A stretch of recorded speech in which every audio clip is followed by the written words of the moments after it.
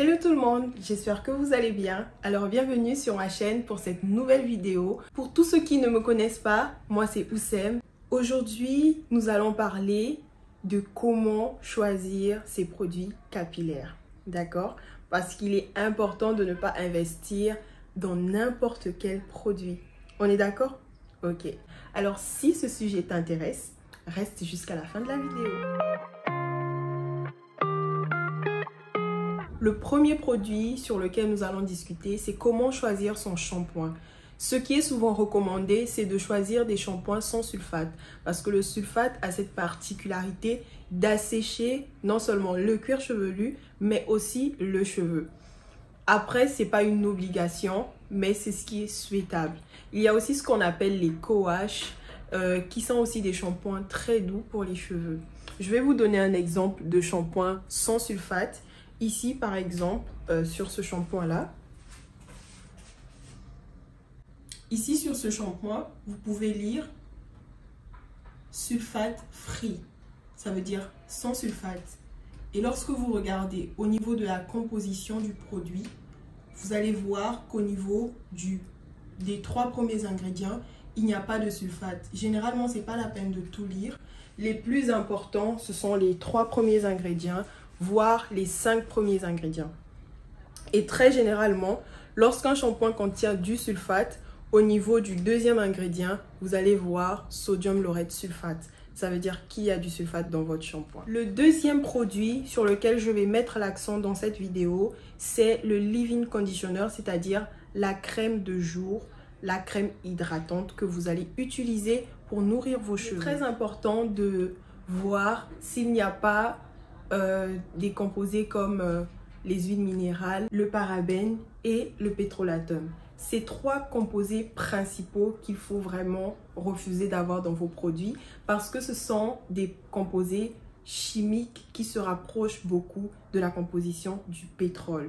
Ok, on peut les utiliser, c'est pas la fin du monde, mais préférez ne pas les utiliser parce que lorsque vous les utilisez, c'est des produits qui, au premier abord, vont vous donner un résultat super. Mais c'est des produits, en fait, ce genre de composés s'appelle des composés hydrophiles. Ce qui fait que ils empêchent l'eau d'accéder à votre cheveu.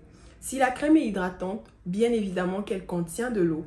Mais lorsque vous allez appliquer la crème hydratante sur vos cheveux la première fois, l'eau va pénétrer et tous les autres composés vont pénétrer. Et ensuite, les huiles minérales, pétrolatum et parabènes vont venir se placer tout autour de la fibre capillaire afin de sceller l'hydratation. Votre hydratation sera scellée comme ça.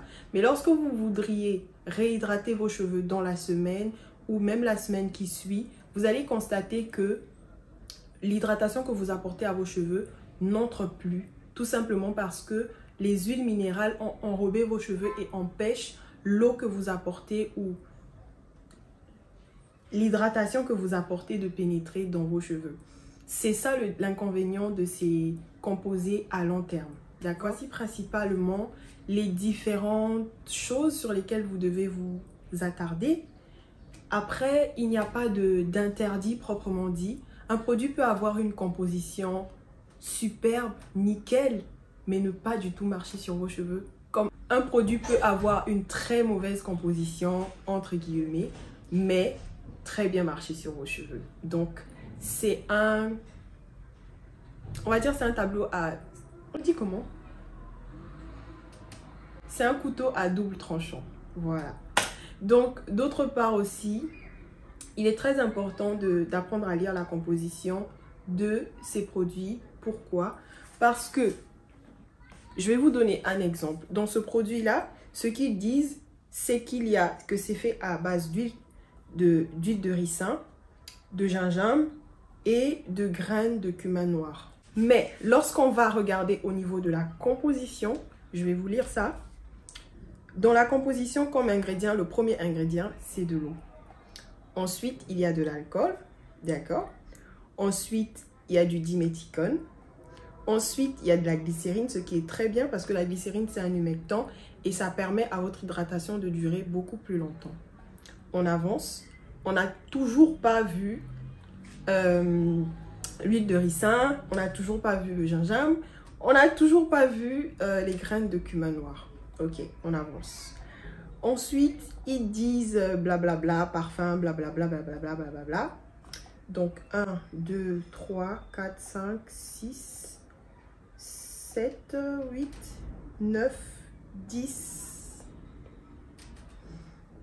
11, 12. L'huile de ricin est à la 12e position. Ok, on avance. 13, 14, 15, 16, 17, 18, 19. Le gingembre est à la 19e position. Et j'ai même pas vu des graines de cumin. Ah, cumin. Ok, les graines de cumin sont juste après l'huile de ricin. Donc ça veut dire environ... J'avais dit huile de ricin à quelle position? En tout cas, les graines de cumin sont juste après l'huile de ricin. Il faut savoir que dans les ingrédients des produits, les ingrédients sont disposés en fonction de ce qui a du plus grand pourcentage au plus petit pourcentage. Ça veut dire que comme ils ont commencé par l'eau, il y a plus d'eau dans ce produit. On va dire peut-être le produit est composé à 90% d'eau. D'accord? Et ensuite, pour le reste, c'est le reste du pourcentage.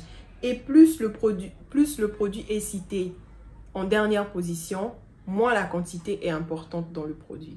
Donc ça, c'est quelque chose à connaître, à savoir. Et ça vous permettra d'avoir un meilleur choix pour vos produits et de faire de meilleurs investissements pour vos produits. Donc voilà, j'espère que cette vidéo vous aura plu. C'était un réel plaisir de partager cela avec vous. Et donc, si vous aimez mon contenu, n'hésitez pas à vous abonner. Si tu aimes mon contenu, n'hésite pas à t'abonner. N'hésite pas à laisser un pouce bleu en l'air si tu as aimé la vidéo. Et n'hésite pas à activer la cloche de notification pour ne pas rater les prochaines vidéos. Et donc voilà, je vous fais de gros bisous. Au revoir et à la prochaine vidéo.